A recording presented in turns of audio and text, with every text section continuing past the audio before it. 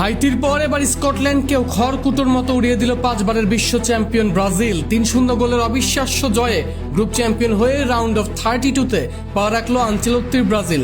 এই তাণ্ডবের মাঝেই দীর্ঘ 981 দিনের অপেক্ষা ফুরিয়ে মাঠে ফিরলেন ফুটবলের বরপুত্র নেইমার জুনিয়র।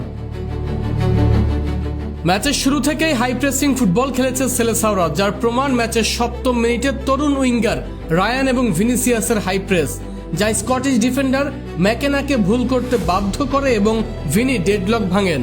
প্রথমার্ধে যোগ করার সময় ব্রুনো গিমারাইসের নিখুঁত ক্রস এবং ভিনির হেডে আসে দ্বিতীয় গোল। আর 60তম মিনিটে সেই ব্রুনোরই সেকেন্ড অ্যাসিস্টে মাতেউস কুনিয়া যখন তৃতীয় গোল করেন, তখন ব্রাজিলের ফ্লুইড অ্যাটাকিং ছিল দেখার মতো।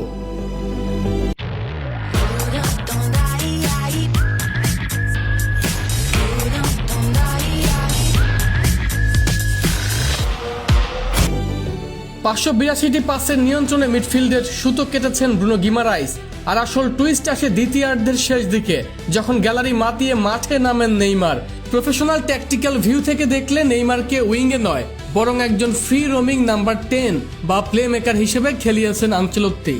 চোট থেকে ফেরা নেইমার যতক্ষণ মাঠে ছিলেন, ওয়ান টাচ পাস আর স্পেস তৈরিতে জুনিয়রদের দারুণভাবে গাইড করেছেন। নেইমারের এই ক্রিয়েটিভ রোল রাউন্ড অফ 32-তে জাপানের মতো কাউন্টার অ্যাটাকিং দলের বিপক্ষে ব্রাজিলকে আরও বিপজ্জনক করে তুলবে। গ্রুপ চ্যাম্পিয়ন হয়ে সেলেসাওরা এখন লাস্ট 32-তে। নেইমার, ভিনি, কুনিয়ার এই ট্যাকটিক্যাল ত্রয়ীর হাত ধরেই হেক্সা খরা কাটানোর অপেক্ষায় সেলেসাওরা।